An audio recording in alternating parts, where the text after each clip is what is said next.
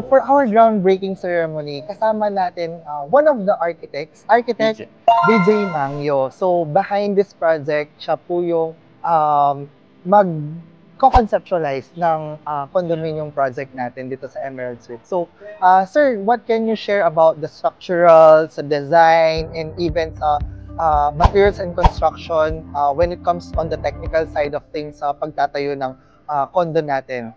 Hi, good morning. Oo. So, yung dun sa design, we created a concept that is very relaxing. So, Oo. it is like a resort-like setting sa isang condo, wherein you have your amenities, you have your gym, your pool, meron kayong lobby before getting to your actual Oo. house. Because gusto lang namin maging very practical and very convenient living in a condo setting. Alam natin na parang marami in the market are residential house and lot. Yes. So we know na meron mga younger people or people na mas busy sa buhay, Oo. na kailangan nila na very convenient na pwede nilang iwan yung bahay, Oo. pwede nilang balikan and it's very secured. Yes. So in order for people to be secured and to find this as an alternative to conventional housing, ginawa namin talaga when we designed it is that yung spacious yung floor plans. Yes. Yung floor area is 4 meters wide. Oo. Usually yung condo is around 3 meters, Oh, 3.5. And then yung ceiling height is at around 2.8 meters. So Ah. that's almost 10 feet. Yeah. So maaliwala siya. So kahit nakatira ka sa condo, feeling mo maluwang yung bahay mo. Plus of course, marami siyang windows para may view pa of the outside and natural ventilation. Dahil ginawa rin namin siya in a way na yung units could be a studio, a 1-bedroom, or a 2-bedroom. So habang lumalaki yung family, then your unit grows with you as well. Yes. Oo. Wow. Ayun. Very interesting and yun nga, thank you for sharing with that, no, sir.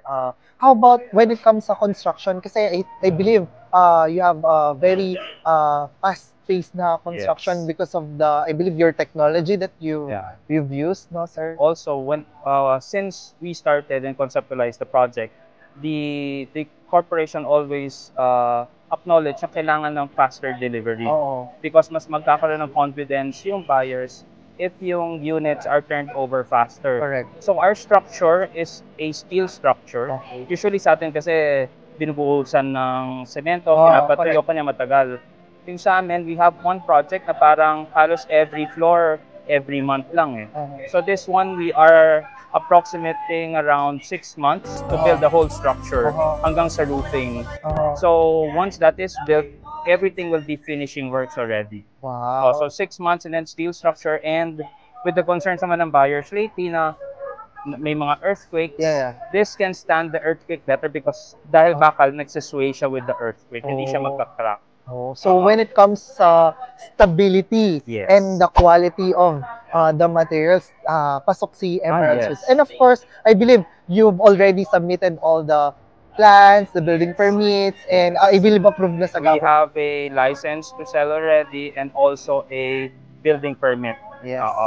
Dahil sabi namin, ayaw namin ma-delay yung project. Kaya Yes. in-apply na namin even before the groundbreaking. Wow, Oo. yun. That's a very good, ano po, no, na we're very ahead of the game, no. So, ayun, thank you po. Anything to share with our future buyers po, sir? Message to encourage them why we will invest sa Emerald Suites.